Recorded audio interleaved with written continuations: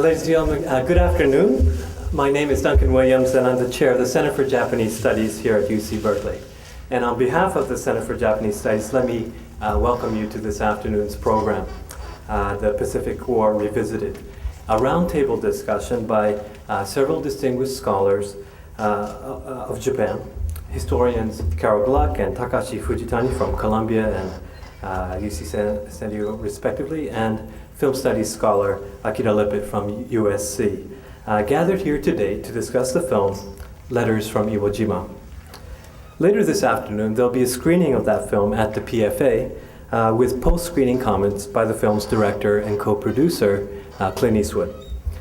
We are honored to have these renowned scholars of Japanese history and film studies with us today to share their perspectives and points to look out for in this important World War II film. I'd like to ask, today's panel will be moderated by Professor Andrew Barchet from the History Department, and I'd like to, at this point, ask him to come up and introduce our speakers and moderate this roundtable discussion.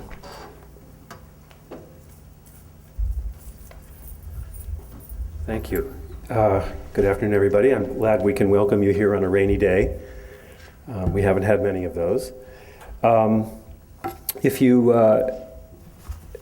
have a minute, you can take a look at the program, which gives a little an introduction for each of our speakers today. So I'm going to forego the little introductions that I had prepared for them because it seems pretty superfluous now. I will say just two things before we start. Each of our speakers has been given the lordly time of 20 minutes to make their presentations. And I do have in my possession the cards that say 5 minutes, 2 minutes. So we'll try to keep to our schedule.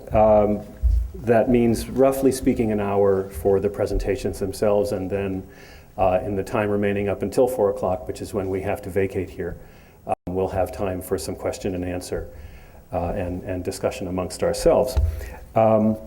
So that's the basic layout of things to do. I'll just use a second of the time that I was going to use for my introductions. And again, you can look at the programs and get a little bit of information about each of our speakers.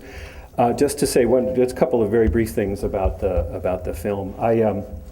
When it came out a couple of years ago, I happened to be in San Jose and had a free afternoon and went to see it. And the film started, and as you probably know if you've seen it, it begins with dialogue in Japanese. And it kept going on in Japanese, and there was no subtitle anywhere on the screen. And after about 5 minutes, some people in the audience started to get restless and wondering, what is this movie that we don't even know what the dialogue is telling us? And after, I don't know, maybe 15 or 20 minutes, everybody in the audience had left. I stayed, and my wife stayed, and some other people stayed, clearly the people who understood what was being said. And then it turned out that they had somehow aimed their projector wrong, and the subtitles had been all along, right, being shown in some place that was invisible to the audience. So they finally figured out that their angle of projector was wrong, and they raised it, and lo and behold, there were the subtitles. But it was too late. And it's too bad, because I wonder if those people went back. They probably thought that this is a really stupid way of doing a film for an American audience. That's one thing. The other thing I wanted to say was that this film offers a kind of, as you know, a collection of individualized, sort of humanized experiences of one of the most desperate moments of the Pacific War. And I thought I would just read very briefly. There's a poem that was dedicated to General Kuribayashi, who is the central figure in the film, and his are the letters on whom the film was based. The poem was by Takamura Kotaro, who is one of the great modern poets of Japan, and it was dated March 21st, 1945. So it's a couple of days before the end of Kuribayashi's life. It's just a reminder of the dominant image in the public mind of what General Kuribayashi stood for and what the Iwo Jima battle stood for prior to the end of the war. And I thought it would just be a good reminder of what the film, in a certain sense, is set against. And it runs like this. So this is Takamura's poem. From his camp in the mainland's last outpost, Iwo Jima, General Kuribayashi wired his last message. Its words, cutting. Do not allow mere perusal. I read, chewing each word, and reach the end. 3 tanka. The 31-syllable lines rend my ears. The Empire's marrow general, pushed to the wall, bullets exhausted, out of water, leads his remaining troops in the final charge. First, he speaks a few words, and the words spit blood. Still, they're serene, the sounds correct, the thought respectful, and of all ages. Intent on the road ahead for the Empire, he's determined to be reborn 7 times, to take the spear, to become a fence for the sovereign. General Kuribayashi is still on the island, living in tens of thousands of deaths. We too shall simply smash up the enemy. So that's what we should sort of have in mind. I'll just add pedantically that in the translation you have smash up the enemy. In the Japanese it's just cut it up. Them. We will smash them. With that, let me introduce just say very briefly, our first speaker is Professor Takashi Fujitani, who comes to us today from UC San Diego. His title is broadcast up there. And thanks for being here. Thank you.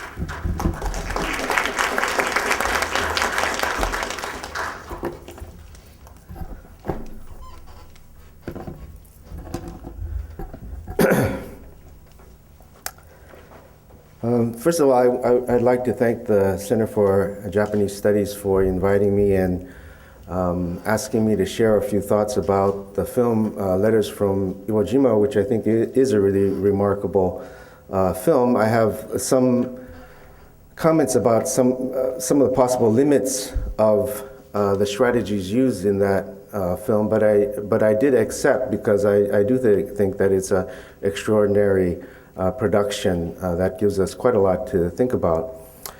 And in addition to the Center for Japanese Studies, I'd like to especially thank the director, Duncan Williams, and Andrew Barchet, and also mention, in case you didn't notice in the little blurb about me, that although I'm now in San Diego, I'm a long timer in Berkeley as well, having had my undergraduate MA and PhD here and benefiting a great deal from the Center for Japanese Studies. So for better or for worse, and you can be the judge of that, I'm kind of a product of this place that we're celebrating.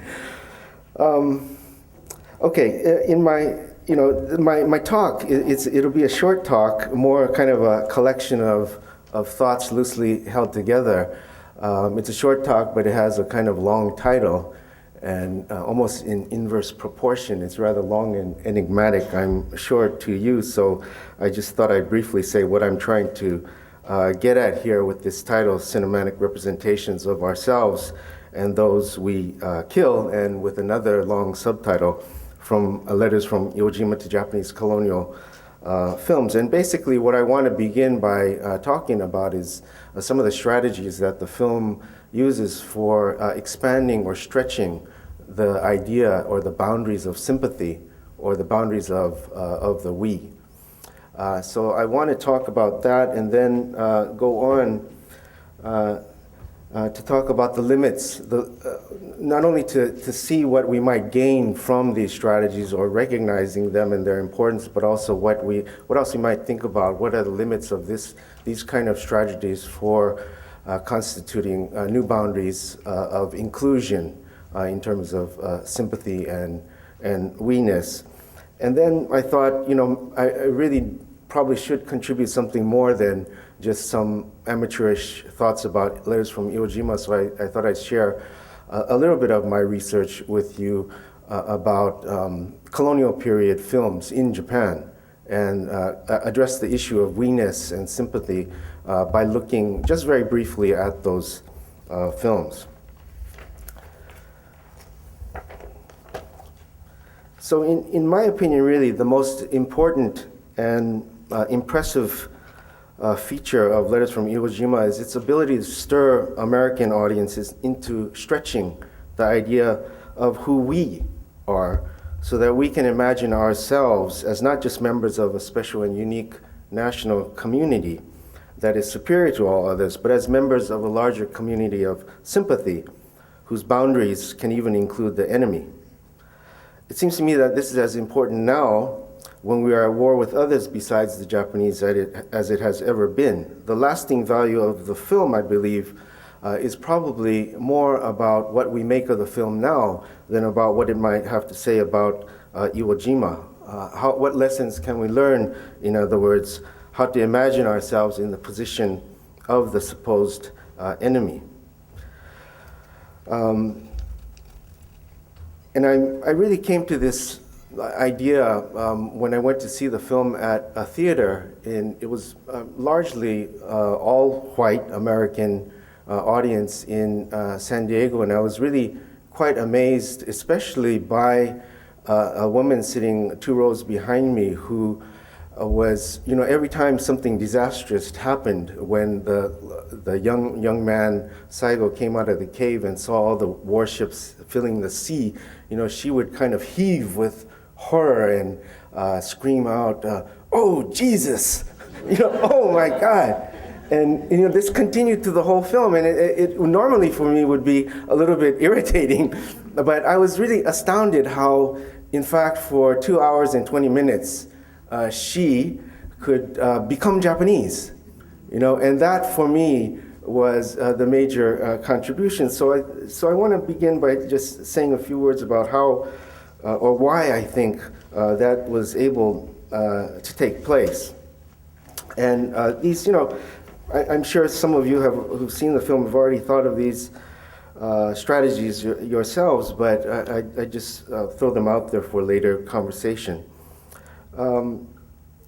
Obviously, it's taking place, or the movie is shot from the point of view of the Japanese, so you might say it's just natural that we side on or place ourselves in the position of them, the Japanese. But I think there are more sophisticated mechanisms used in the film to induce that type of identification with really the enemy. In the first place, the Japanese are constituted as people that Americans can understand and even respect and share the same values. So there are some symmetries between the Japanese side and the American side, and these include, first of all, I think love of families, the family trope, and then also, and this is not trivial at all, I think, love of animal companions, and I might say a little bit more about that in a moment. The everyman on the war on the Japanese side is the low-ranking common soldier Saigo, who back at home was, of course, this a baker with a young wife and child, and then immediately we can recognize the comparabilities with our neighborhood small shop owner with young family and so forth. The American audience can identify with him in that way, and in fact, in the film, there is another American everyman on the U.S. side, the boy from Oklahoma, who eventually dies. And then when Baron Nishi discovers the letter from this Oklahoma boy's mother on the dead body, he begins to read it out, but of course translating it into Japanese. And then there's a kind of conflation that occurs. Is that a Japanese mother or is that an American mother? And I think it effectively makes us want to identify whoever we are with both mothers, in fact, and to collapse the distinction.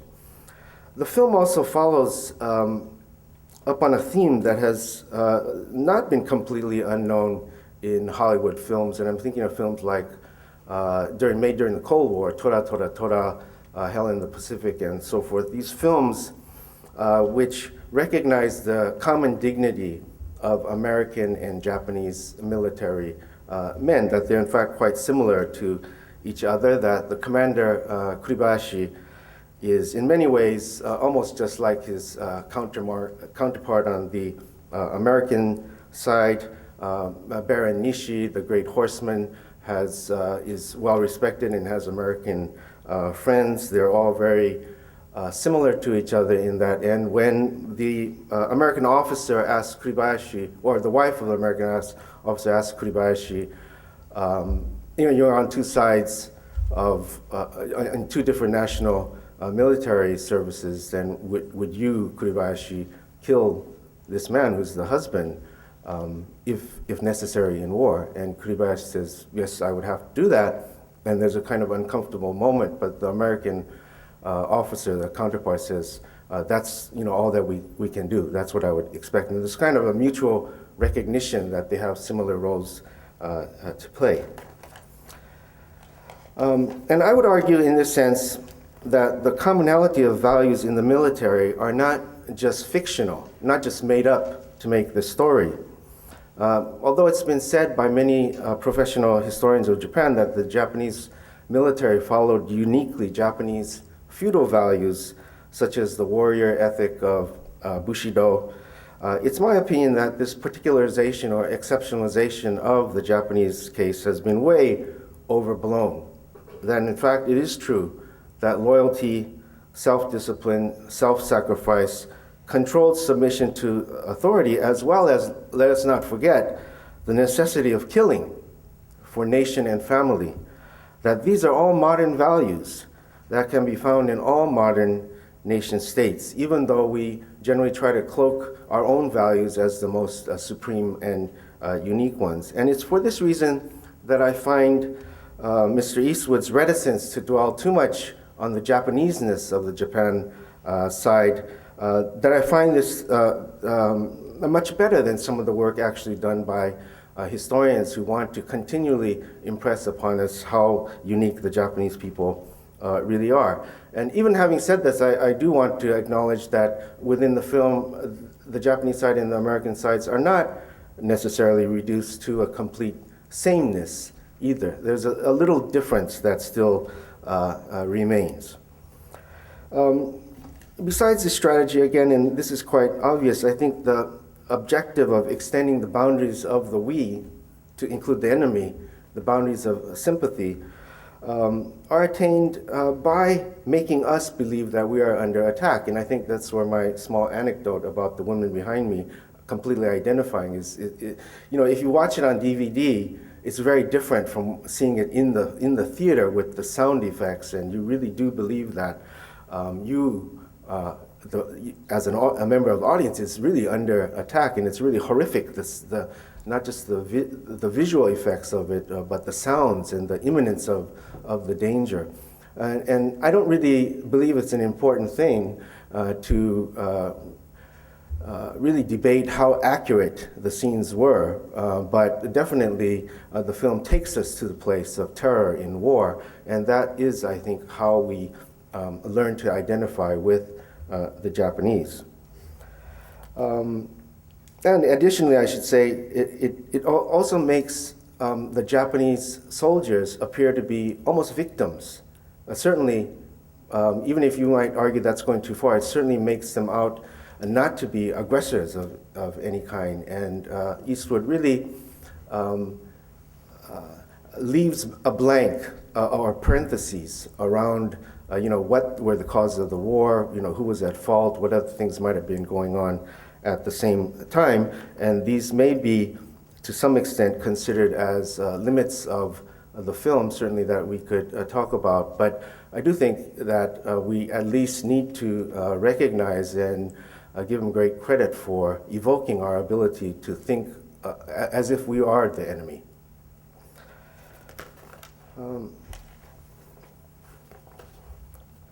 Now, what other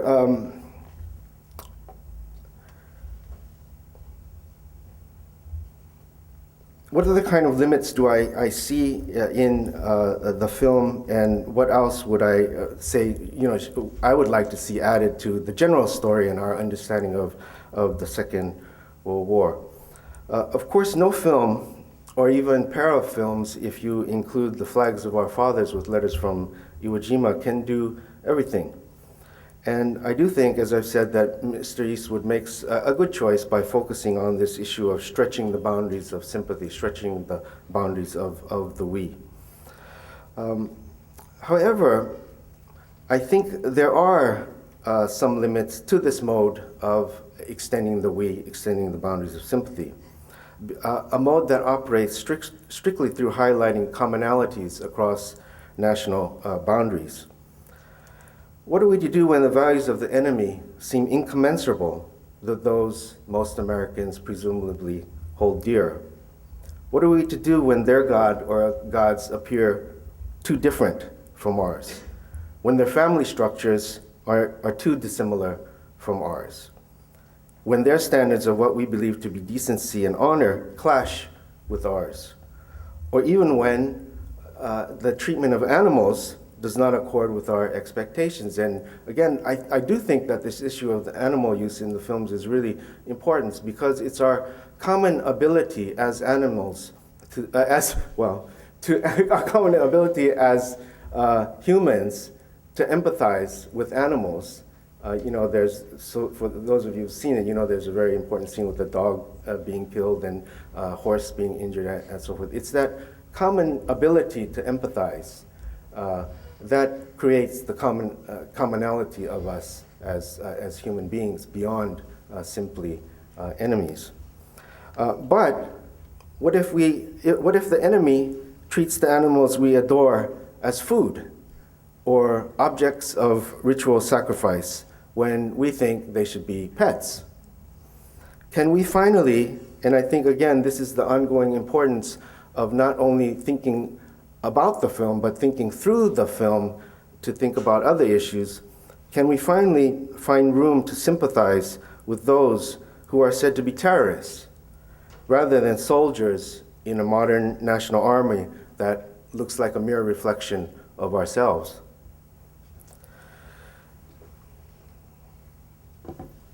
So another issue that I wanted to talk about that brings me closer to some of the research that I've been doing of late is the question of who was the Japanese enemy. In the companion film to Letters, Flags of Our Fathers, Mr. Eastwood takes up the matter of the issue of racial or ethnic diversity in the American we through an examination of Ira Hayes, the Native American who dies eventually, a broken victim of trauma, alcoholism, and limited life opportunities. But could there be some counterparts to Ira Hayes on the Japanese side, or counterparts to Ira Hayes, African Americans, and so forth, but on the Japanese side? The answer is yes, but we historians of war have been neglectful of reporting on the ethnic and racial diversity of the men who made up the Japanese soldiers, sailors, and civilian laborers for the military. In large part, this is because we're accustomed to the view that the Japanese are and were for all time a homogeneous group of people. However, at least since the late 19th century, Okinawans, Ainu, the Buraku minority, these have all served in the Japanese military and have experienced both discrimination as minorities, but also assimilationist policies based upon some kind of ideology of equality. Okinawans were mobilized to serve in large numbers as civilian workers for the military, and many of them would have gone down to the Pacific Islands, where, of course, so many and such a large number of them, proportion of them, died. But perhaps for most audiences that I've addressed on this question, one of the most surprising things is that there were hundreds of thousands of Koreans, colonial subjects, who were becoming new Japanese, who were also included or fought on the Japanese side as soldiers, sailors, and then worked as civilian laborers as well. So in this slide that you can see here, what it says here is, I am a Korean a volunteer soldier, and that means volunteer soldier for the Japanese military. And according to the best estimate that I can make about the numbers of Koreans in the Japanese military, as you can see this, I wish I had more time to talk about it, but roughly just over 210,000, about 214,000 or so soldiers, sailors, and conscripts. And the largest numbers, as you can see here, came from 1944 in the last throes of the war. the situation becomes quite desperate, and the mass drafting of Koreans takes place. And in addition, there's a category in Japanese gunzoku of about 154,000 or so civilian employees in the Japanese military. And many of these are outright coerced, captured, and forced to go to places to work for the Japanese military. And this would include people who were working in heavy construction. Many of the airfields in the Pacific run by the Japanese were constructed at the hands of largely Okinawans and Koreans and some others. So the number is quite great, and they were put in very dangerous situations as well, just as dangerous as fighting, because of course they were being bombed constantly. And many of those people, I don't know for sure about Iwo Jima, but many of the people that were in that little community there in Iwo Jima, the settler village, could well have been from Korea or Okinawa.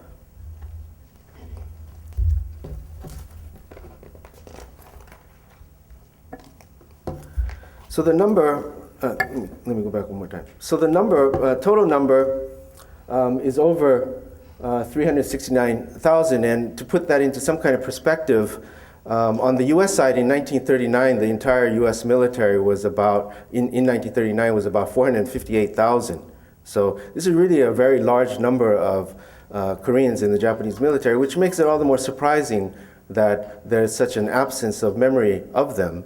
There are a few uncomfortable moments historically when the fact has emerged, but for the most part, not very well known at all. And these Koreans served in integrated units in the military and would not have been immediately recognizable by appearance. And many of them also went by Japanese names at that time, which would make the recognition of them even more difficult. Now, since we're talking about film, and I can only do this in my last 5 minutes, I just want to run through very quickly some of the films. There are a surprising number of them, actually, films made by Korean and Japanese directors, which have as the main theme Koreans volunteering for the Japanese army, except for one that I have listed here, which is a film, Suicide Squad at the Watchtower, Boro no Keshitai, which is a film about the border police up at the northern part of Korea, which in many ways was just like a branch of the army.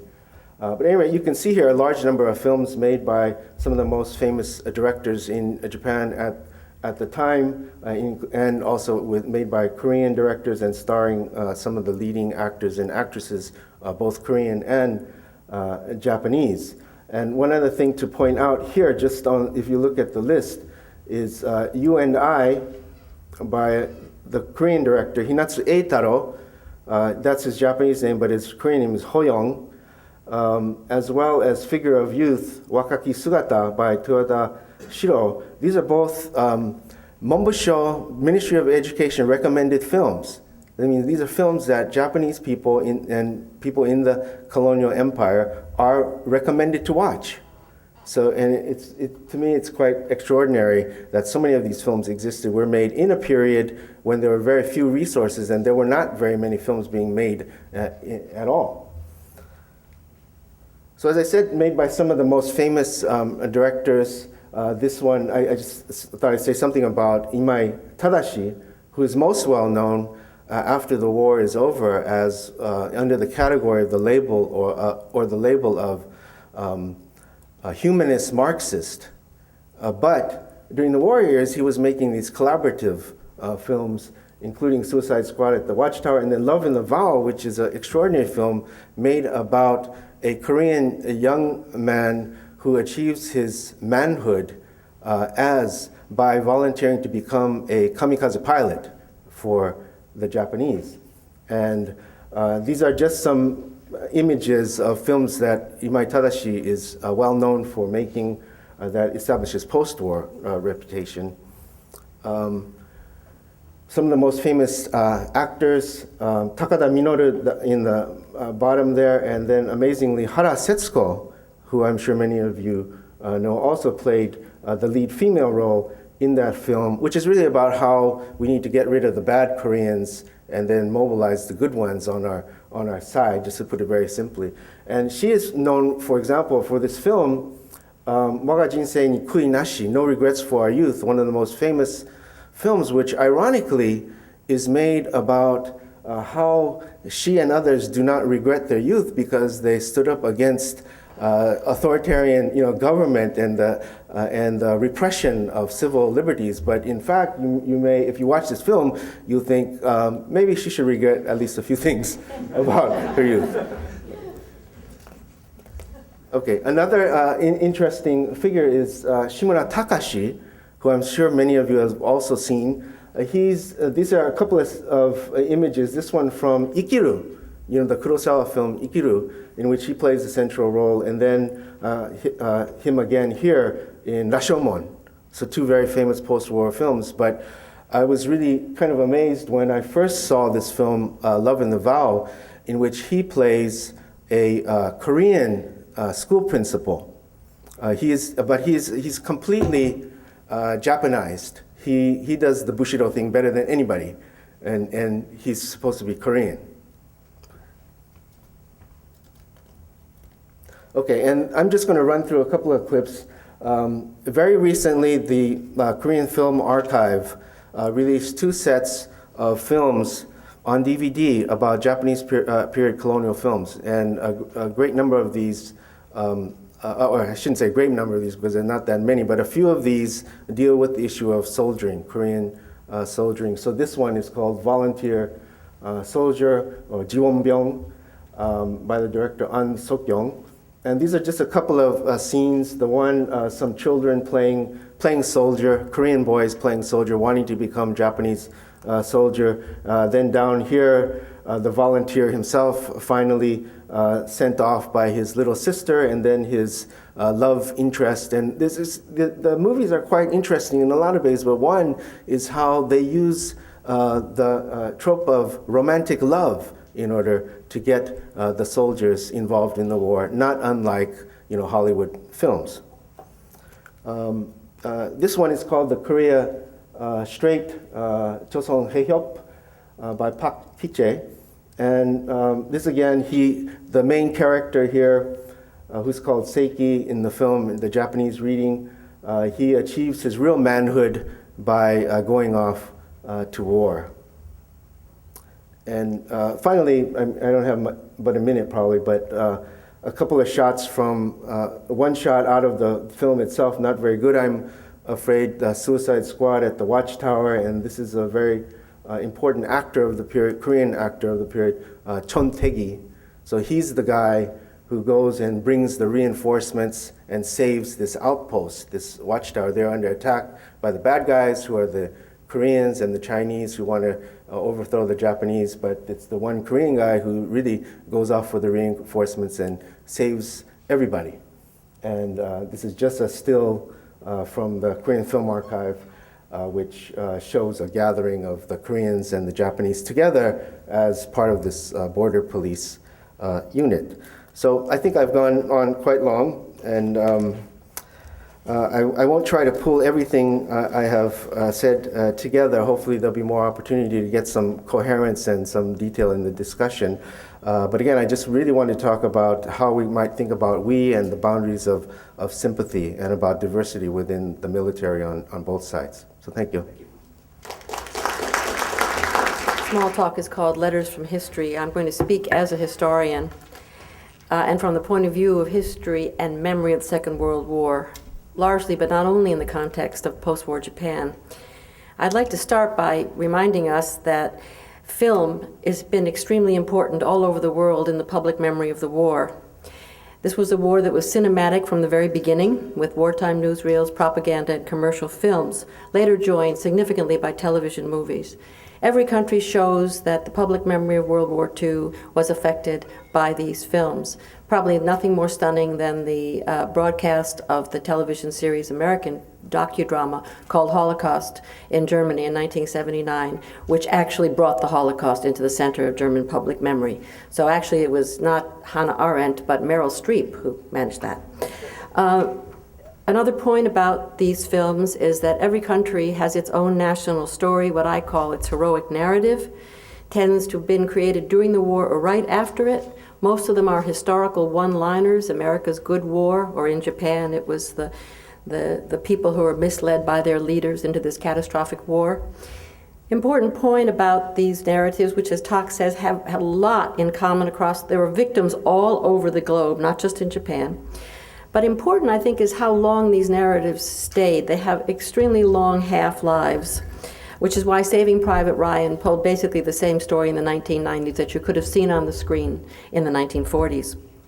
And it's why most of the films in many countries of Europe are about the resistance, not about collaboration. In addition to these stories that last, there are also the affect or the emotion, the identification of national identity, the personal past, also ideals that sometimes are talked about in terms of patriotism and sacrifice, but also lead easily to nostalgia. I mean, there's a strong emotive content. Michael Apted, who is the director of the film Enigma, British director, said, "I've always loved the Second World War. It just makes me proud to be British." And he's not alone. The golden age of most of these films was the 50s, but as you know, World War II film booms continue and continue. We have a raft of them today, and if you were in Sundance at this very moment, you could watch Dead Snow, billed as the first Norwegian Nazi zombie slasher feel-good flick. The afterlife of narratives and affect, but also the afterlife of cinematic images, is very important. In a way, the Nazis already produced the images of Hitler, and it was a stereotype that has proved very hard to dislodge it, and some have tried. In other words, the mise en scène of World War II, which you see in so many films, became stereotypical early on. And not only because movies were citing movies, which they do in this referential way, but also because people absorb film images into their personal past. We have lots of stories about the Australian veterans who told about their experience in this Japanese prison camp, and they described the very same scene, and it turned out to be from the bridge on the River Kwai. They weren't telling a fib, they had absorbed the image. So the image, the afterlife of images is also very important. That said, most of these things do undergo change. The stories, the emotions, the images. But they don't do it in a linear way, and they certainly don't do it in any direct correspondence to what we like to call the times. Or actually, direct correspondence with cinematic codes or styles either. It's much more subtle than that, and I think you have to look at this film in what you call a more sophisticated and subtle way to see what changes there might be. Roland Barthes said that when you watch a film, you're sitting in the balcony of history. And I suggest that if we look at the film tonight, we see what we see from that balcony. Let me tell you first then about the reception of the film in Japan. Letters did very well at the box office, number 4 of foreign films in 2007. $43 million of its international gross of $55 million was in Japan. Only 13 million in the United States, did very poorly. Flags, which the Japanese critics always call the first of the diptych, the Nibusaku, was almost the opposite. Did much better in the US than it did other places, and certainly not well in Japan. As for the critics, they ranked Flags number 1 and Letters number 2 of the best foreign films of 2006, praising especially the relationship between the two parts of the diptych. It helped, I think, that many of the audiences and nearly all of the cast declared themselves new to Iwo Jima. And that's because Iwo Jima is not iconic in post-war Japanese memory of the Second World War. It is in the United States. There were many islands, many battles, many deaths, many banzai charges, many gyokusai, many shattering of the jewels, many of these suicide charges. In Iwo Jima, there were 20,000 Japanese dead, 7,000 American dead. But the icons in post-war Japanese memory are Hiroshima, fire bombings, Okinawa, naval battles. In film, the victims of the atomic bomb, the fallen youth very often the students, and perennially the kamikaze. And in fact, I would say that Watanabe Ken admitted to having discovered Iwo Jima, much as Tom Hanks admitted to having discovered D-Day when he made Saving Private Ryan. So the newness makes a difference. Another point about the reception in Japan is that foreign films in Japan they make up, depends, the Japanese are always nattering over how much they make up, but they make up roughly half of the films that Japanese go to see, a little bit more than half at the moment. And Japan is the largest film market after the United States for Hollywood. So Japanese moviegoers don't discriminate quite the way we might when we're looking at these films. They see not only lots of American films. That year that Letters was number 4, the first was Pirates of the Caribbean, the second was Harry Potter, and the third was Spider-Man. They also watched the war films, and this makes things a little more complicated. Pearl Harbor, which was that dreadful blockbuster of 2001, did very well in Japan, much better than Letters from Iwo Jima. The Ben Affleck effect. The Japanese watch war movies. They even watched The Sands of Iwo Jima, which was a quintessential, the first battlefield movie made after the war, 1949, John Wayne.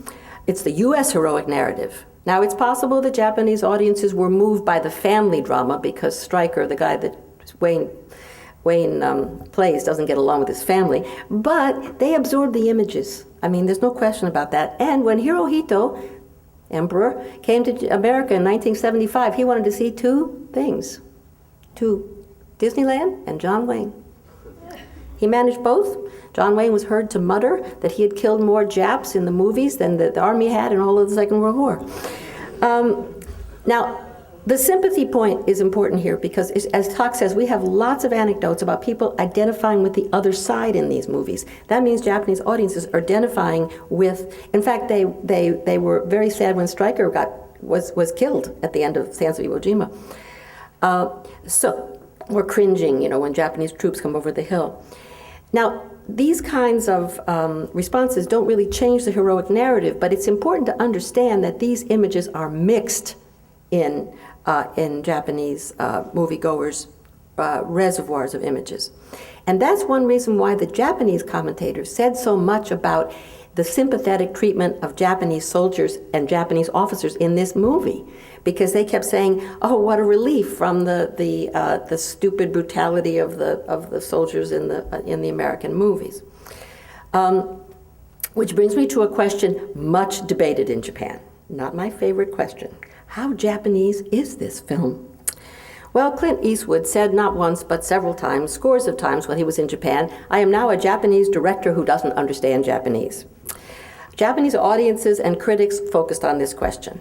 They were shocked by the, quote, descriptive power and the realism. One wondered if someone who didn't know Eastwood, an unlikely scenario in Japan, might think it was a Japanese movie. There was a lot of talk about this. Never before had both sides been approached by the same, in the same film or same diptych of films. Also mentioned were the fact that the slow pace was Japanese, the focus on individual human beings. It was shot in dusky tones, almost black and white. That's another image, Afterlife, by the way. World War II was in black and white for many years in most countries, and many people think that's more real and more authentic. American critics said much the same kind of thing.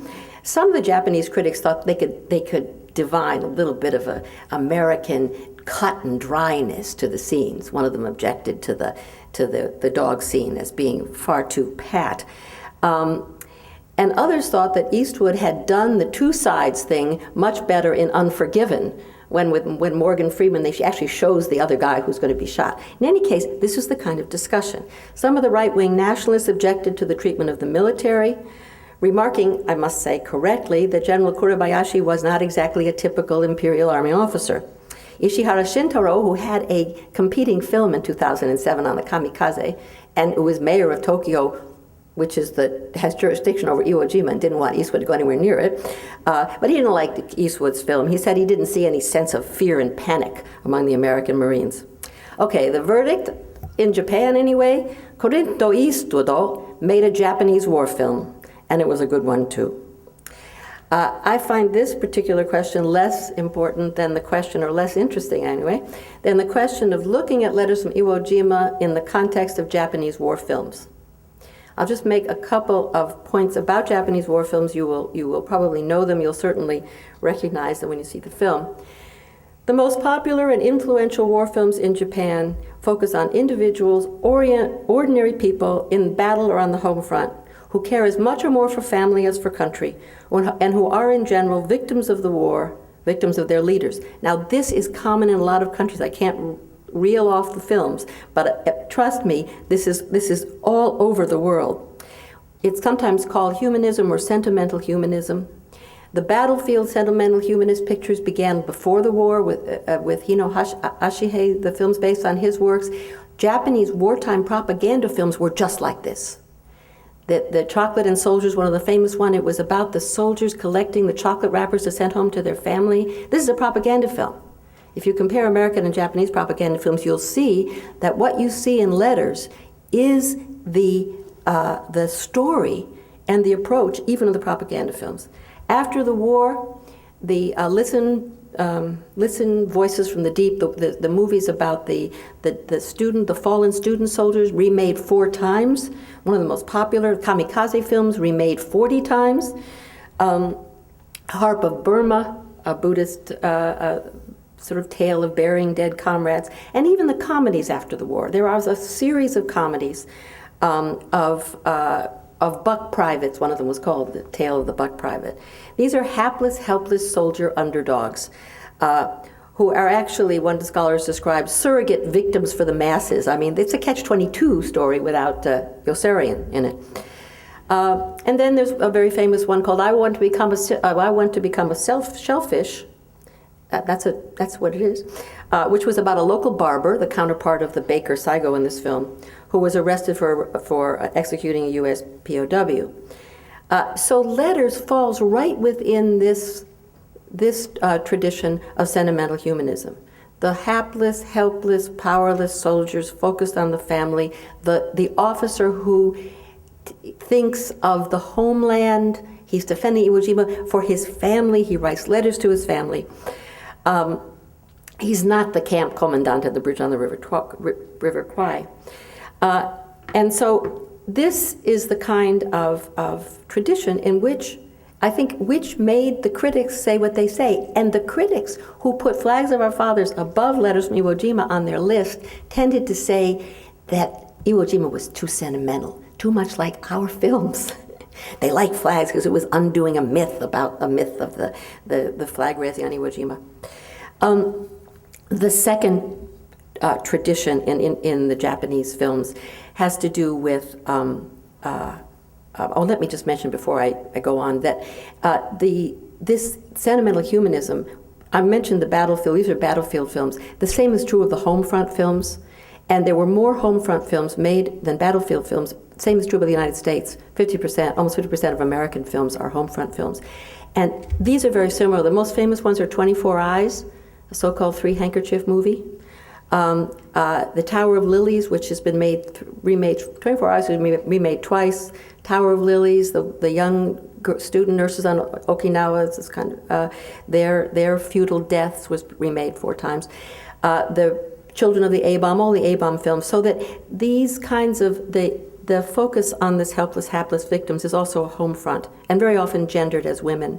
Germans did the same thing. To combat the Holocaust, they made a television film called Heimat in 1970s, which was trying to look at the Heimat means local native place.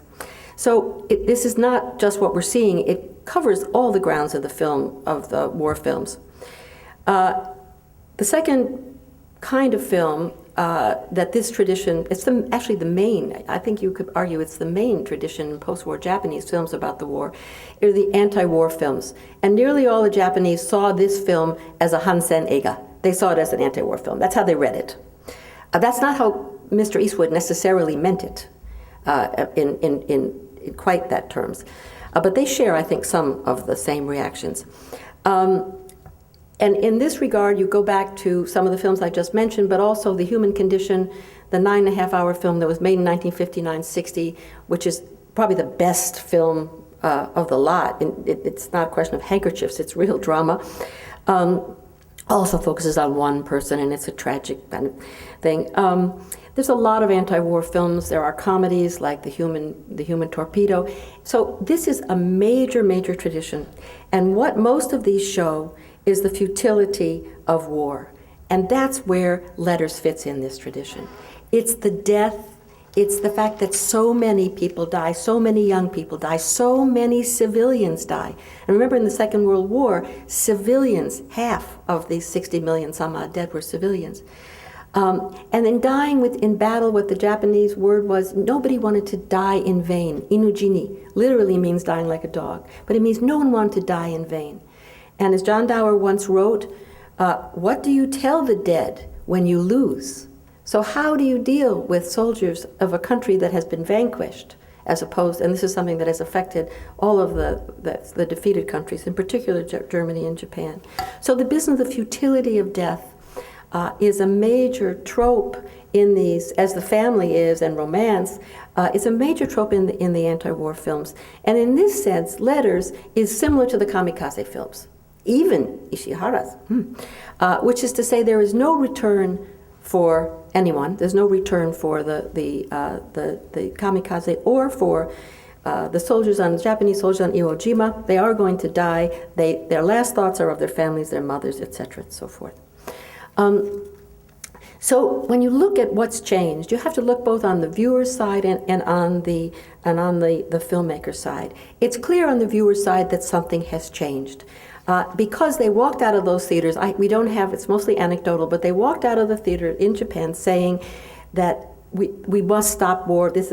War is a terrible thing, and it's an affect question for them. This was the time when Article 9 and the Constitution was under consideration for revision, and the participation of Japan in the Iraq and Afghanistan wars. So the viewers, in a sense, changed. That's a change from the viewer's side. On the production side, I'm going to just be brief here. I have more to say, but on the production side, there was a lot of talk about this being a Japanese-American movie and the rest of it, and the European critics didn't like it because the only good Japanese, they said, who were officers were ones who had America in their past. But anyway, the point, I think, is that there was some American context to this, and Eastwood has said as much, but the important point is this one, and this resonates, I think, with what Tak said. Imagine this film being made by a Chinese or Korean director. Taiwan, maybe. So the question is, whose other side is it? And as far as I can tell, Letters was not distributed in China or Korea, nor was Flags, as far as I know. So there is a Japanese-American content to it, but it is not a change in the narrative. The heroic narrative is not changed very much in this movie. The victims and the soldiers are the same. The affect is somewhat changed, and it is changed in the direction of the futility of war, mostly on the part, both of Eastwood, but also on the part of the viewers. The images are not new. They really aren't. Nor even the scene of shooting the American POW, which shocked a lot of Japanese. That's been in films before. But it does show one thing about change in war films, and that is that the neo-nationalist, so-called liberal view of Japanese history who have been making patriotic films like Ishihara and others, that they are not prevailing in the memory of the war. I don't have demographics because Japanese film companies don't do the demographics we do, by age and things. But it's very clear that they're not going to succeed. Now I'll conclude with a few words about film and history, film and memory, not just Letters. It's easy to take pot shots at historical films.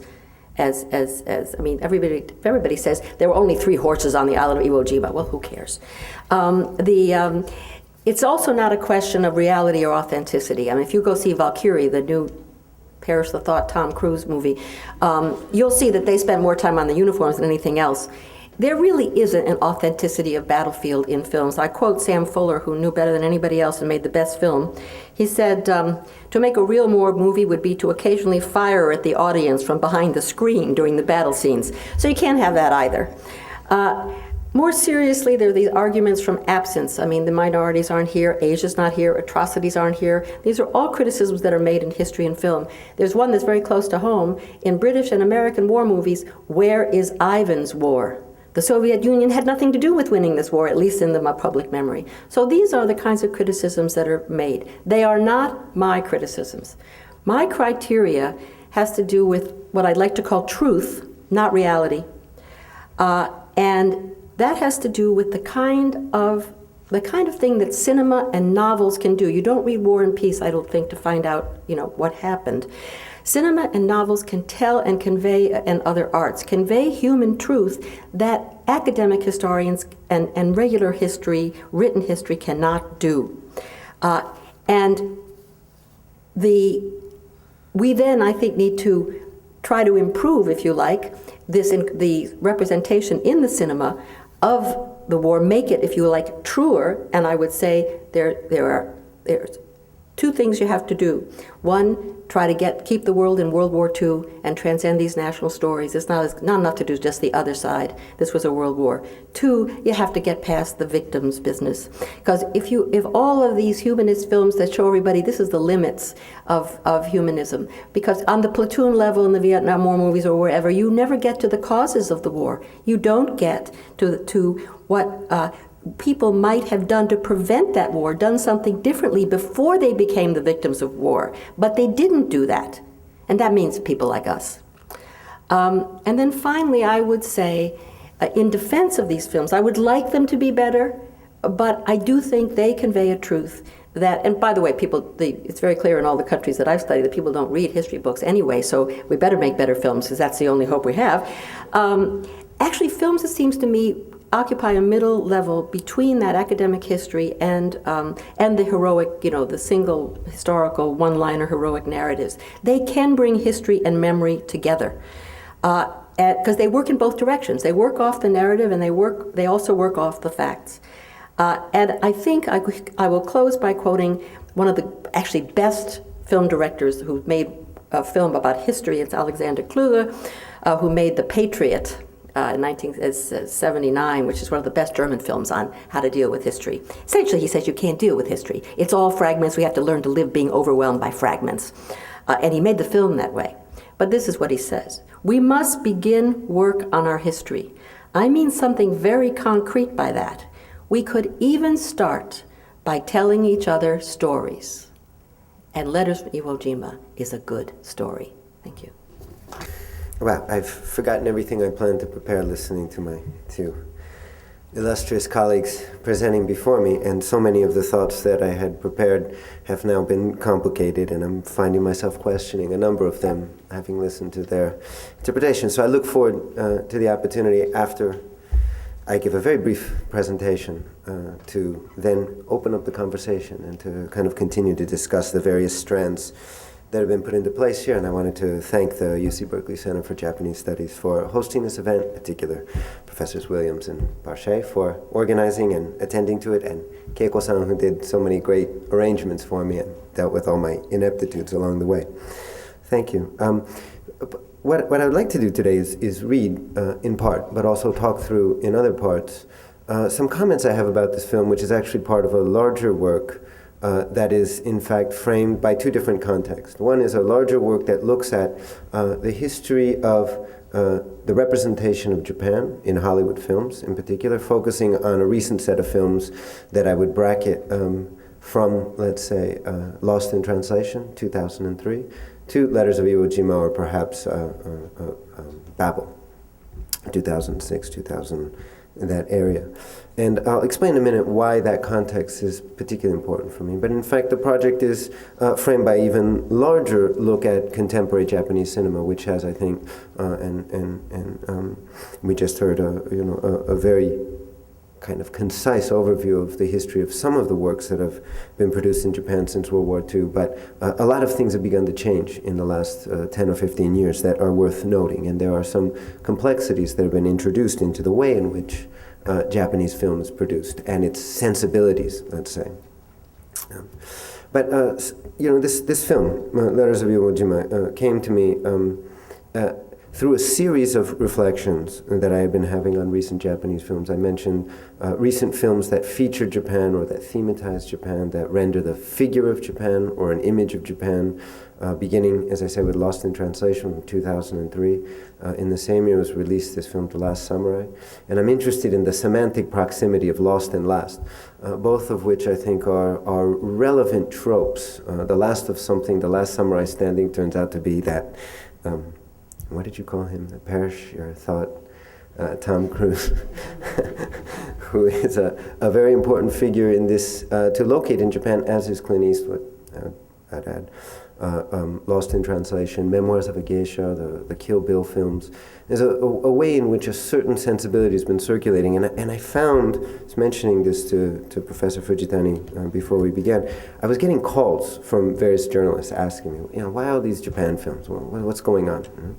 And in particular, Last Samurai, which is such a weird film. No matter how many times I watch it, I can't get over just the I don't know whether it's absurd or grotesque or strange, but there's some things that are worth discussing. And in many ways, I consider Last Samurai and Watanabe Ken's role both as the last Japanese samurai before he gives way to the first or last samurai ever, which is Tom Cruise's Nathan Ogren, and his role as Kuribayashi in Iwo Jima, as a link that connects these two films, as much as, or perhaps even more than, the other companion piece, Flags of Our Fathers, with Iwo Jima.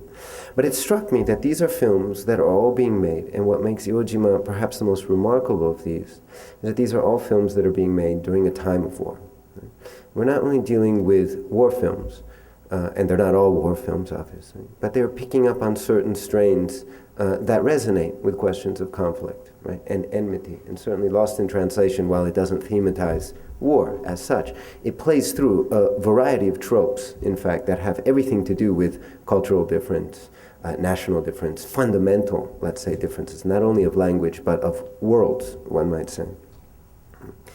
And so by the time we arrive at Iwo Jima, Letters from Iwo Jima in 2006, we are in a very particular moment in the war, which is arguably its lowest point in terms of morale, in terms of public opinion, world opinion, support, and so forth. So I would want to premise my remarks by this very simple observation that this is a film not only made from the perspective of the enemy, not only made entirely in the language of the enemy, very sympathetic to and very understanding of the enemy, but of the enemy in a time of war, not the same enemy. And this, of course, makes all the difference. But a war film that takes the side, if I could use that kind of schoolyard language for a moment, of the enemy during a time of war. And I think this fact can never be erased from the history of war films made during the war, as the case may be. And I would point out that in the long history of the representation of Japan that goes, back much earlier than the war and goes into the pre-war period, and you could look at films like Cecil B. DeMille's film The Cheat with Sessue Hayakawa from 1915. There have been a variety of ways in which the Japaneseness, Japan as a nation, a country, idea, phantasm, have all been represented and picked up. And in the immediate post-war period, you have all the GI geisha coupling films, right? And you have all sorts of studio collaborations between U.S. studios and Japanese studios, in which they would ship talent, usually men, Marlon Brando and John Wayne and Richard Widmark and many others, who would go, and there'd be some story built around falling in love with a Japanese woman with this kind of tragic ending. But there was another point where you feel a certain surge, and that's during the 1980s, leading up into the early 1990s, during the so-called Japanese bubble period, right? And there is, again, the echo of enmity, of the rhetoric of war, right, in films like Rising Sun, or the film that was made from the novel by Michael Crichton, or Gung Ho, which is a comedy, but also based on a certain kind of sort of Japanese corporate invasion with the whole culture, as it were, of Japanese corporatism implanted or transplanted into the United States.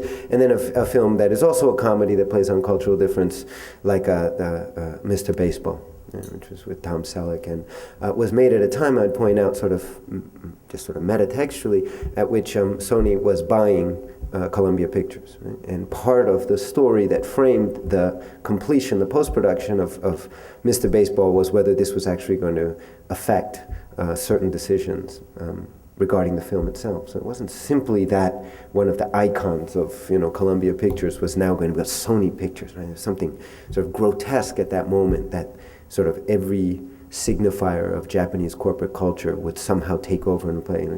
We're reading stories about the Japanese buying Rockefeller Plaza in New York and so forth. Right? This moment. So there is a certain kind of return to war that we see happening in the mid-1980s into the late 1980s and the 1990s until the so-called collapse of the Japanese bubble economy, and then everybody calms down. But remember, we're in the era of Japan bashing, these staged events sort of located around Detroit or Flint, Michigan, where you have groups of laid-off auto workers smashing up Japanese automobiles, and sort of what felt like daily reports lodged by this guy named David Sanger, who would kind of stir up trouble in the New York Times by quoting and misquoting, or sometimes quoting out of context, many times accurately, various Japanese figures who appeared to be deriding American work habits or the workforce. Remember all this stuff, right? Or how badly Japanese sumo wrestlers, Hawaiian sumo wrestlers are treated in Japan, kind of stirring up all this stuff. So you have this relatively recent moment in which the Japanese, while not the military enemy, are through the rhetoric or trope, let's say the idiom of economic struggle, positioned nonetheless as the enemy. So it seemed to me remarkable that in a time of war, and in a moment when in the history of cinema, the war effort invariably hits the film industries of those countries, you rally morale. Right? And one of the ways in which you rally morale is you revisit all of the great historic battles and all of the great historic victories of a particular nation or some entity that represents this nation. And it struck me as particularly odd that you have, in the case of a film like Last Samurai, a Civil War veteran who has become an alcoholic, completely disaffected, outright hostile against his own government and its military culture for the slaughter of Native Americans and other innocent civilians, turning his back on his own country, going to Japan. You have that quotation from Risky Business where Tom Cruise is dressed in a hakama and doing this. It's very weird, right? You never know if you're slipping into some kind of teen comedy with this film, and yet it keeps coming back to this very serious kind of Mishima Yukio moment where he decides to, he has to become Japanese, as Tak said about the viewers in Iwo Jima. Right? You have this transition. Now, of course, the dating is going to be important, and speaking in front of historians, I'm embarrassed to make these kinds of claims. Films are put into pre-production years before they're released. It often takes many, many years before scripts are revised and crews are assembled, and you go into production and post-production. So the fact that some of these films bear the date of 2003 or even 2006 doesn't mean that they are in any way responses to contemporary events that are taking place right there. Nonetheless, we have a series of films that play out in the first few years of the Iraq War. Right? At a time when there is enormous national attention and international attention focused on this war, the way it's been conducted, the way it's been brought about, and all of the effects of the war, all of its progress or lack thereof. And in the midst of this, we're watching films that have a very heavily flavored or very heavily flavored with a kind of Japanese-ness, whatever that is. Japan, Japanese culture, something Japanese. And I don't think it's entirely avoidable to say that it's one place among others. And one could make the argument that, Hollywood treats the world like this, right? You need some African flavor, you do your Hotel Rwandas, and you'll do some other things. And when you want to go to another part of the world, it's all there, right? It's all a kind of backlot, and you can do whatever you like. But Japan, it seems to me, and especially in the context of war, when you get to war films, right, and I'm sort of moving my way toward Letters of Iwo Jima, letters from Iwo Jima, that The Last Samurai sets up a very interesting historical problem because it's set before World War II, and it's set in sort of shortly after the Meiji Restoration, in this mythical past when the United States and Japan are not yet at war, so to speak. There's obviously tension. I'm reminded of George Bush at some event, the previous president, at some event talking about, it's nice to be able to say that, saying at some event, some Japanese American event celebrating 150 years of unbroken friendship, and there's this very weird moment where you hear the press corps kind of gasp, right? Like, and you have a president. In a way, this is this is a country. We live in a country that produces arguably the greatest cinema in the world, but our presidents are part of this cinema, right? I mean, our presidents are every bit a part of the cinema that we produce. We've elected actors like Ronald Reagan. This, what Professor Gluck was talking about, the absorption of images.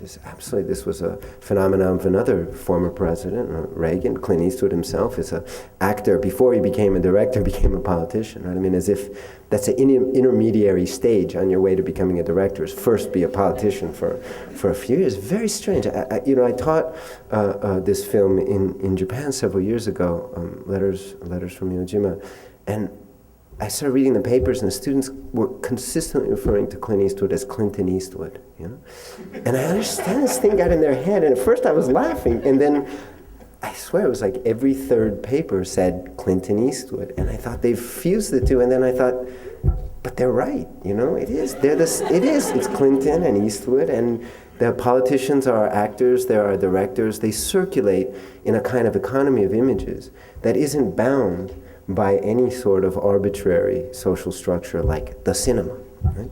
As if the cinema were something that we do only in spaces like this. Okay. So this is some of the context in which I want to read sort of very briefly, and I want to show a clip. It's a clip that's already been mentioned previously.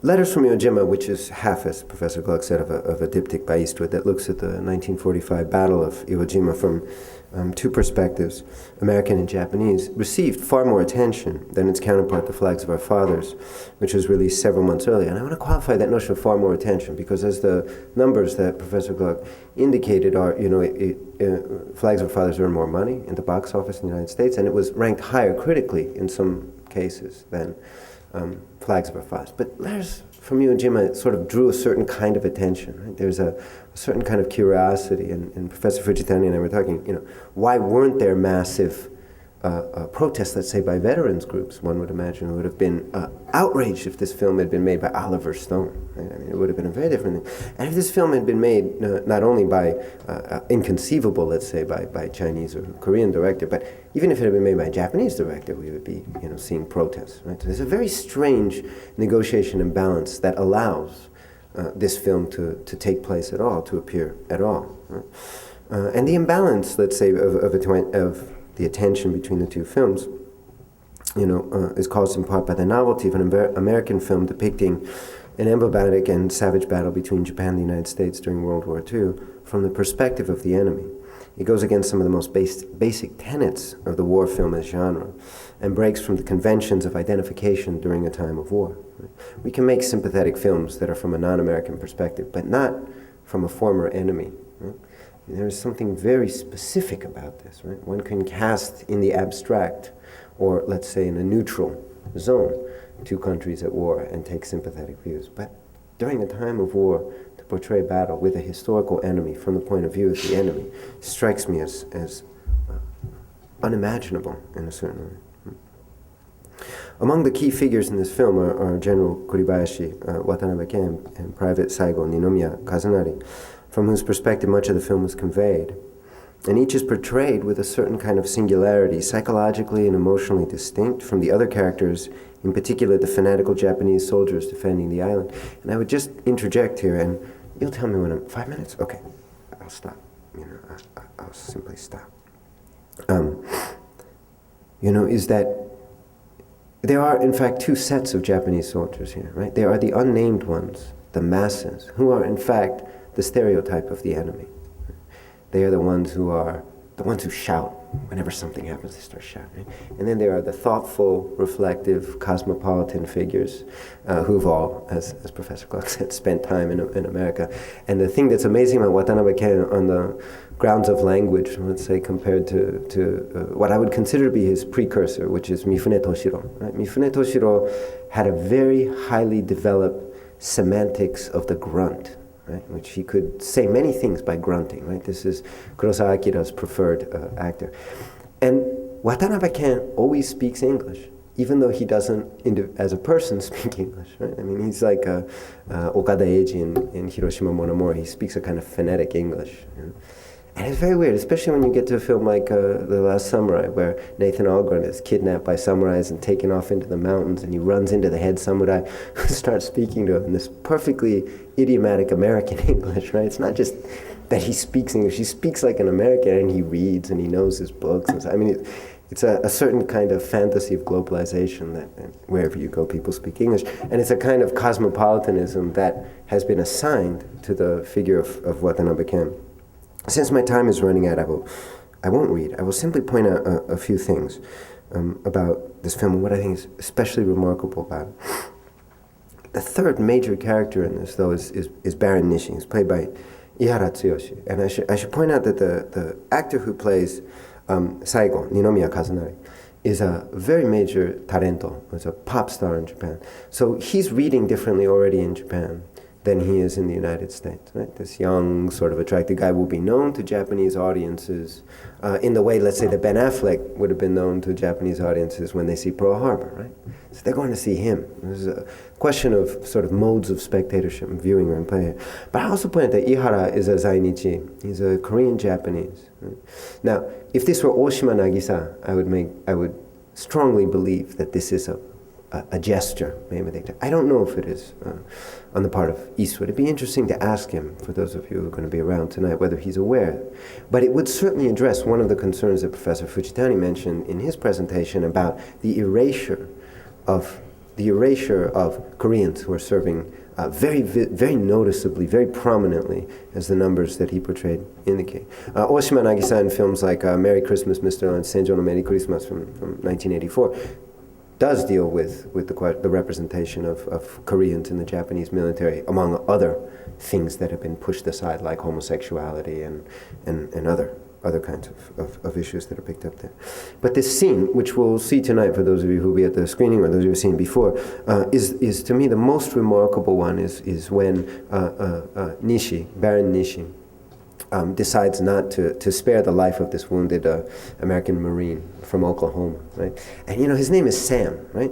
And Nishi, means west, right? It's Japanese for west. So you have this guy. He's an Olympic equestrian, hung out in Los Angeles, and he decides to save this guy. And he's not only saving, but he's using some of the very scarce morphine that should be produced. There's something excessive about his attachment to Sam, the Oklahoman. Right? And I just want to repeat some of the dialogue, right, where he approaches him, and he says, and the American Marine is frightened, and he's young, and he thinks he's going to be tortured or killed, and the guy says, Nishi says to him, do you know Mary Pickford or Douglas Fairbanks? Right? I mean, he invokes the cinema, right? And Sam says, sure, everybody knows them. Right? Two major movie stars of the period during which this is. And he says, they're my friends. I've had them as house guests in Tokyo. A very strange kind of reversal here of the figure of the Japanese with the figure of the Sam, the Oklahoman, doesn't come anywhere near Hollywood, right? He lives at a distance from the image of America as it would be rendered by these two movie stars.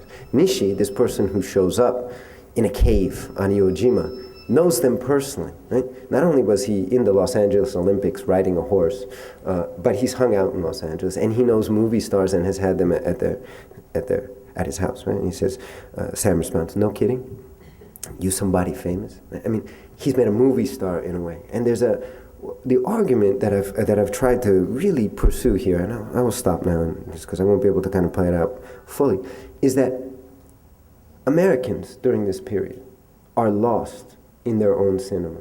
Right? They are disappearing into the screens of their own cinema, much as Scarlett Johansson and Bill Murray vanish in Tokyo, as it were. They discover themselves, they don't lose themselves in Tokyo, they discover themselves as lost in Tokyo, in the way that Captain Nathan Algren is also lost spiritually, morally, ethically, constitutionally. And there is a way in which America has disappeared in Letters from Iwo Jima.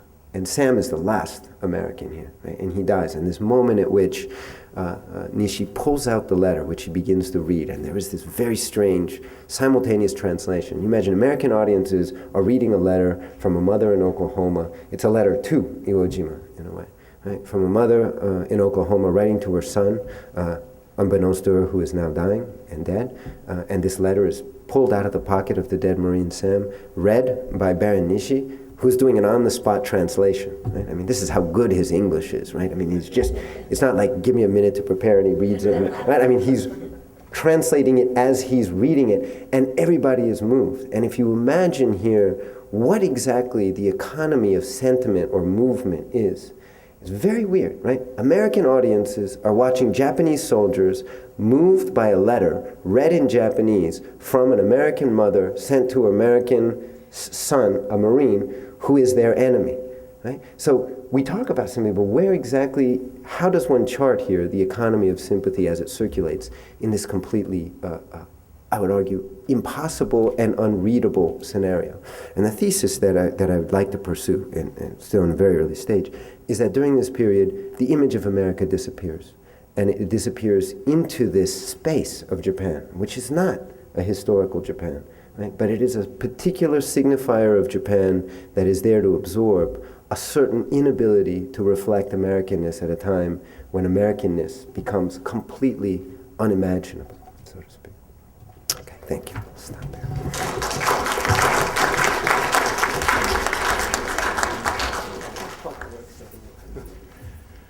Well, let me thank our speakers, first of all, for just marvelous talks, but second of all, for true heroism in that they've kept to the time that they were asked to limit themselves to. I really am impressed.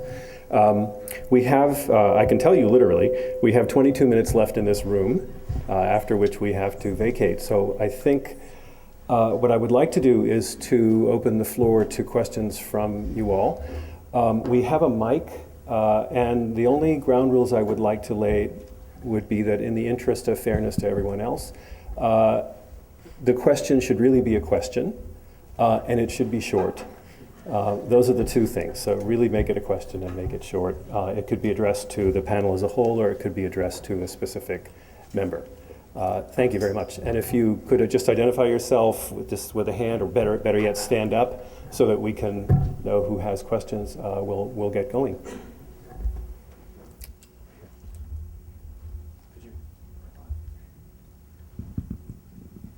Yeah, hi. My question is for Professor Fujitani. I just want you to clarify for me, when you talked about the movies that were on the Ministry of Education's recommended list, is that at the time they were made or at the moment? Yeah, this was at the time that they were made. So obviously they're meant to be watched by wide audiences, not only in Korea for propaganda, but in Japan as well.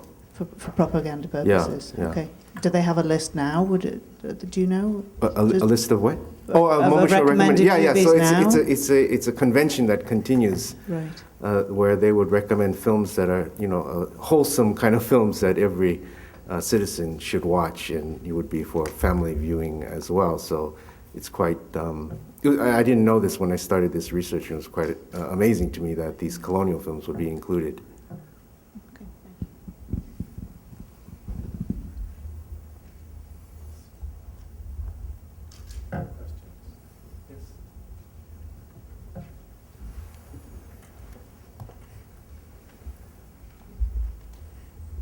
I'll ask this as a question, though it's really a comment, but it's a question. Sorry, Andrew. Are you sure that it really takes a leap to sympathize with the Japanese?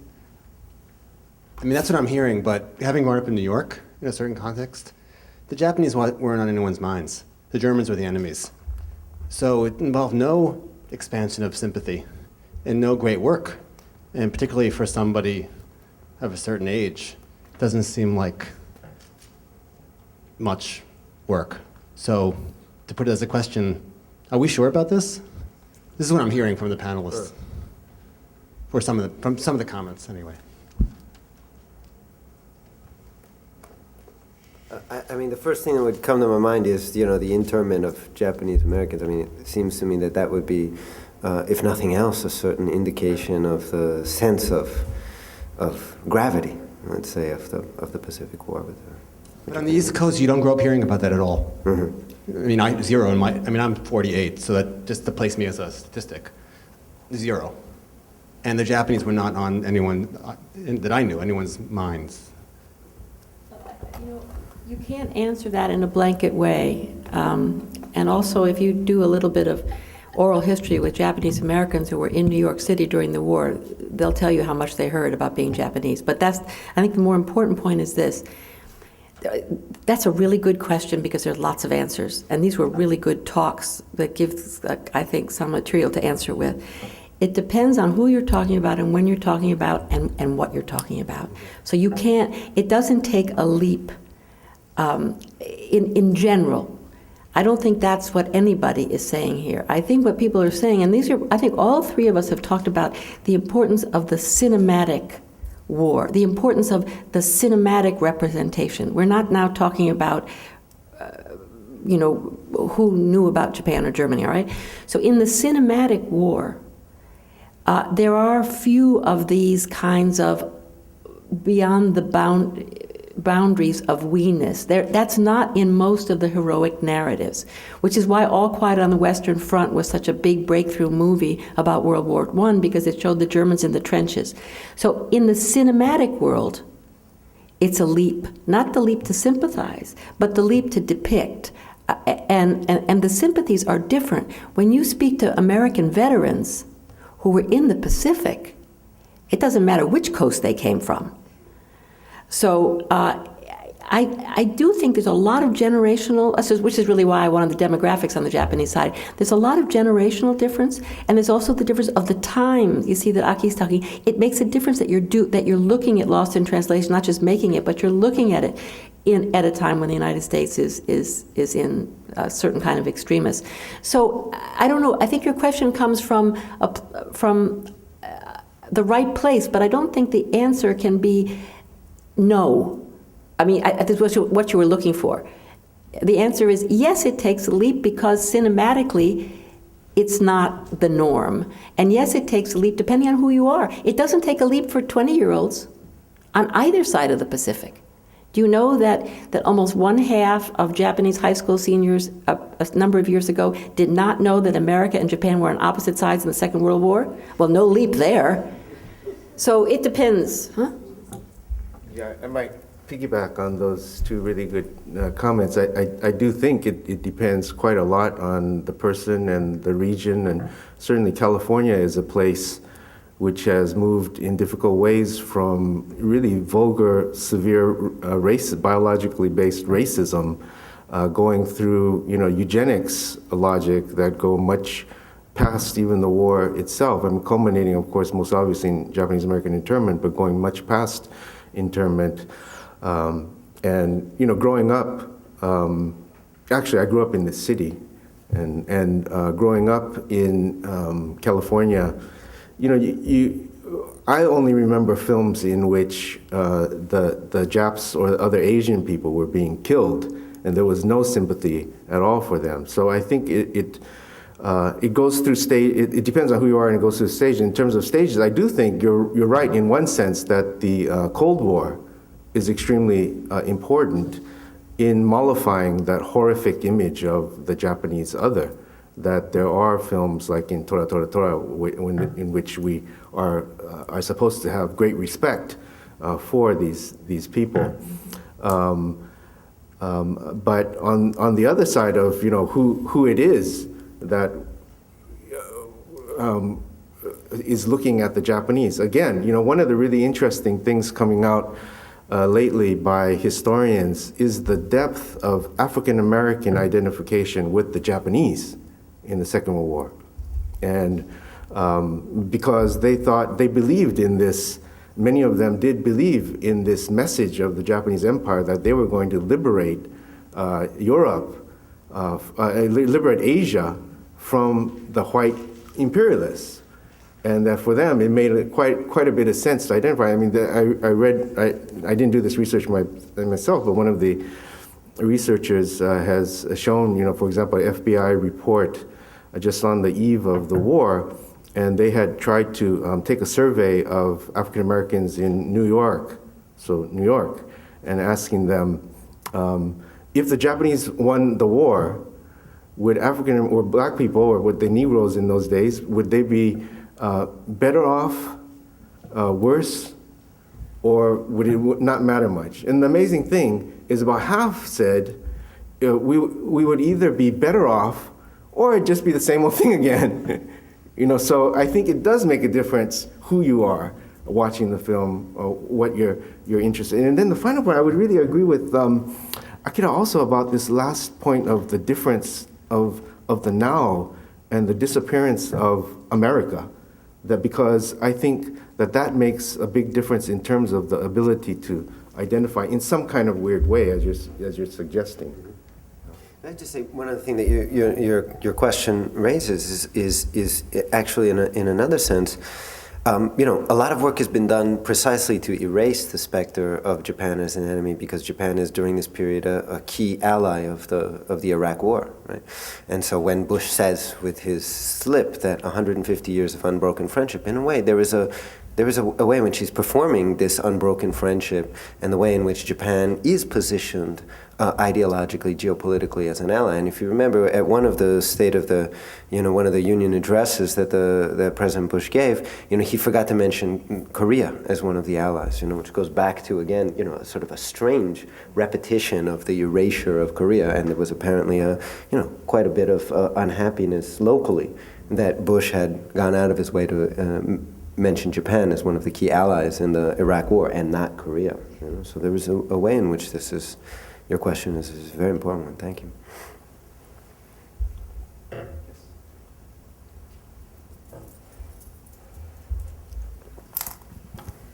I was wondering, and you'll have to excuse my ignorance on this point, has there been or is there likely to be any movie like in Germany, Downfall, where you see sort of the director's idea of what was going on in like the Eagle's Nest or in Berlin among the head honchos of the Nazi Party? Is there anything like that would ever have an audience in Japan or here, where you see the cabinet, the emperor, anything to that extent? Yes. I mean, yes, there's no downfall because there was no Hitler, all right? It makes a difference. But there's a range of films on all sides, by the way, of the political spectrum. Recently, we've had some neo-nationalist films that have shown, General Tojo, the Pride, the film called Pride. This Russian director, The Sun, who shows the emperor played by a Japanese. Again, it makes a difference who played him, because he was a very well-known comedian, actually, in Japan, played the emperor. But the interesting thing, and I think the question is good, because when I stop to think of it, I'd have to look and give you the list of the films, but they don't seem to make a dent.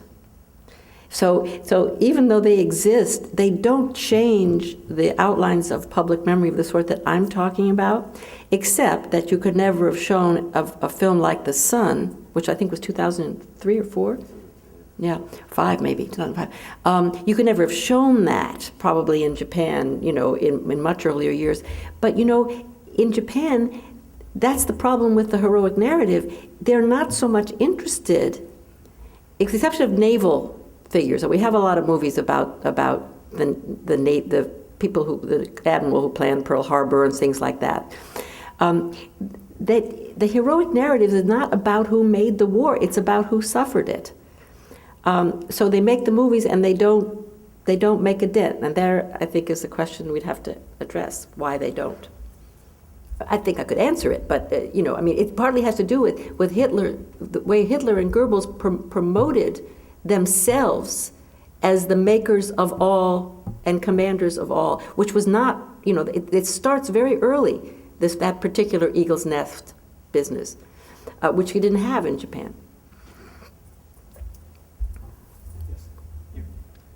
How would you rank Letters among Japanese World War II films? Would it be at the top, the middle, or whatever? You mean cinematically? Yes. That's for you. I mean, it's, you know, are you talking about films made in the United States or in Japan or in both? I don't know. Well, I don't know. I couldn't get over certain things in the film while I was watching. As I said, the strangeness of the position I was asked to occupy, right? And you know, Professor Bachet was talking about seeing it without the subtitles and realizing you're among 2 or 3 people in a theater that can understand it. But I think something of the effect takes place, right, in this film. I think it's one of the great films, but maybe not according to the logic of the hierarchy of war films as such, but because of some of the things that it asks a spectator of any nature to do, right? You're watching through a series of screens, this film, and it's not entirely clear where you are at any given point in this film. I like that, but I think, you know, that anxiety, the anxiety that it produces, a certain kind of insecurity, let's say, that it produces, is remarkable for a wartime film, right? When, if the purpose of the, let's say, the war machine, the cultural machine in a time of war, one might say, is to reassure people, right? We're okay, we're winning, things are okay, you know, you might hear bad news, but we're doing all right. Whereas this, you're really, you're always in a state of some kind of displacement in relation to this film. Whether you're watching it as a Japanese, American, it's not clear who the film is intended for, I think, right?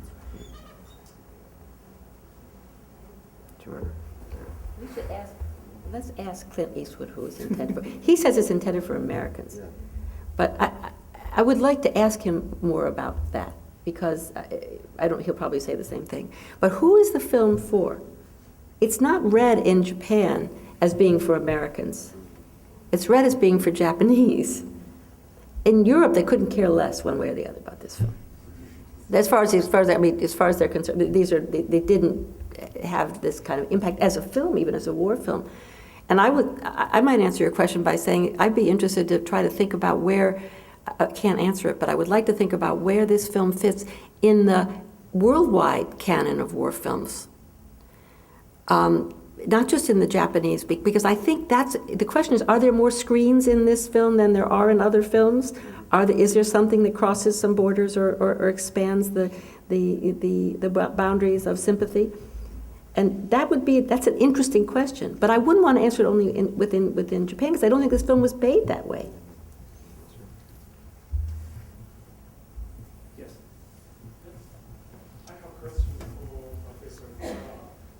And you just mentioned in your talk that you said that this film happened to show in China and Korea. So I was wondering, why is it make that so far the Chinese and Korea are not ready to accept this kind of film, or even cannot imagine to make this kind of film? Probably most of us here have read the John Dewar's The War Without Mercy. We look at the half-century ago, and both American and Japanese look at each other as the enemy, as the lower race, and the racists have played a very important role. But half a century later, and the American can go beyond the looking as enemy and look at more the human side. But why the China and the Korea have not gone such far? And so I was wondering whether or not you have any explanation. This is because political or cultural or this kind of phenomenon. That's easy. Thanks. That's a lot easier than every other question that's been asked so far. It's a question of history. Japan and the United States have 50, 60 years of alliance, of a kind of trans-Pacific, post-war tunnel vision, if you like, where conditioned by the Cold War, conditioned by economic relations. There's a lot of history between these two countries that didn't exist, and here's where Alan is right, didn't exist before World War II. That's a history. Add the memory to it.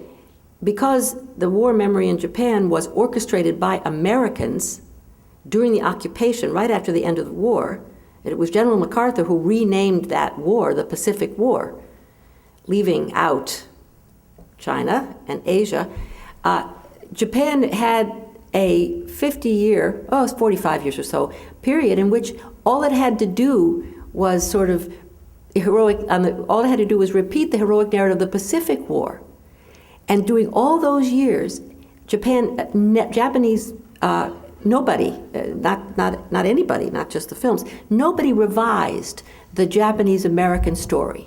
No one said Pearl Harbor was not an attack, it was an incursion, or, a sightseeing trip. But they revised the China War all the time. Now, what's the story on the other side, history and memory? Almost no history between Japan and China because of the Cold War, and almost very little history between Japan and Korea. In terms of memory, no memory at all of the China War, none. And all of the revisions by the right-wing Japanese were all of the China War, which wasn't even in the heroic narrative. They felt free to revise it in the 1980s. It wasn't until the 1990s that Japan, because of the end of the Cold War, that's history, because of the coming forth of the comfort women, which is both history and memory, that the Japanese had to begin to think about what they had done in Asia. Well, that long absence, during that time, Chinese and Koreans also maintained what they thought about the Japanese during the awful atrocities of the war and the depredations of colonialism in Korea's case. So if you like, not to go on too long, let me just give you an analogy. If you look at the relations on the question of the war, history and memory, between Western Europe and Eastern Europe, that, if you like the word reconciliation, but just take the word in confrontation, did not begin till the end of the Cold War, didn't begin till the fall of the Soviet Union.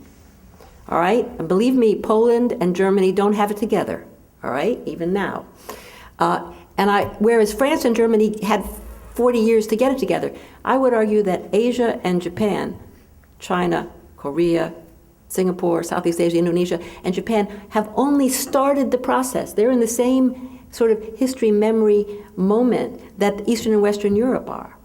So that, I think, is the reason. I mean, it's a question of not having had neither history to bring you together, even for bad reasons or Cold War reasons, and memory, which is really parallel to what the story was in Eastern Europe, which had only the memory as legislated by the Soviet Union, not as experienced by their own countries and peoples. I guess I would add to that it is I think, American perspective, primarily on the Second World War in the Pacific, that it's a war between the United States and Japan, when in fact, it's not. It's a war that included so many other people in Asia.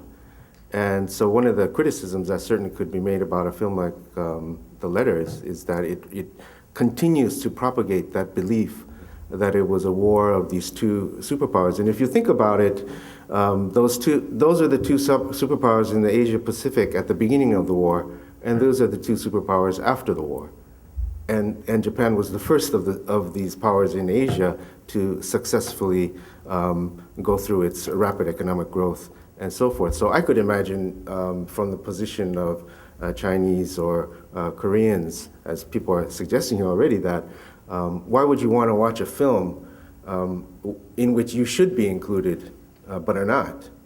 And I think much of our focus in the United States is precisely wrong for that reason. But it becomes uncomfortable in a lot of ways also, because then you have to think about the Second World War not just as a war of nation states, but a war of empires. That it's in fact European imperialism also, which you would need to talk about. So there are certainly a lot of really complicated issues, but from just to get back to your question about from Korean and Chinese side, I'm sure a lot more would be interested in watching or and have been interested in pursuing films that talk about such issues as the rape of Nanjing or the Comfort Women issue, and there are several very good documentaries on those as well. And feature films like Japanese Devils, which was a joint production to China and Japan. But I mean, that there's plenty of audiences for that. So I think that point is really important about the Japanese-American war as being the Asia-Pacific war. Yeah. Could I just say one thing about that too? You know, there are probably market calculations and things that are go into this. But for example, they're not going to release Spider-Man in China. The Dark Knight Batman film in China, right? Because of cultural sensitivities. And it occurs to me that the erasure that takes place in this film, to really reduce it to two nation states at war and their reconciliation, right? I mean, the narrative of this, the sort of meta-narrative, the greater narrative of this film is two countries at war are now such great friends. And the erasure, let's say, of the participation or the presence of Korea and China among other countries that were drawn into this space is in a way repeated by not discriminating. There is something very patronizing, right? If the decision is made out of certain cultural senses, why not let that film play and then deal with the response that it might elicit from various quarters? So there's a way in which that very erasure that is produced in the film, as Professor Fujitani was saying, gets reproduced, as it were, in its distribution. Why not let it play and just face the criticism that you might receive from viewers in Korea or China or elsewhere? Do you know why it didn't play, though? I don't know why it didn't play. I don't know Sometimes why it it's didn't. because the countries won't have them. Do you Right. know why it didn't? I don't know why it didn't play, but usually these decisions are made by distributors. So I don't know in the case. But in Asia, very often the distributors have a practice a kind of self-censorship, which is Right. profound. I mean, they'll say we won't distribute The Last Emperor because it has this scene in it. Right. So they took it out. Right. You don't. We need. I'd like to know why. Why it is, yeah. I'm not even. I may not even be right. This is only the data that I could find. Sure. Right. Right. So it doesn't mean that it's not being seen. Right. It's just. Thank heavens for the pirates. On that note, let me thank everybody for being here and thank our speakers.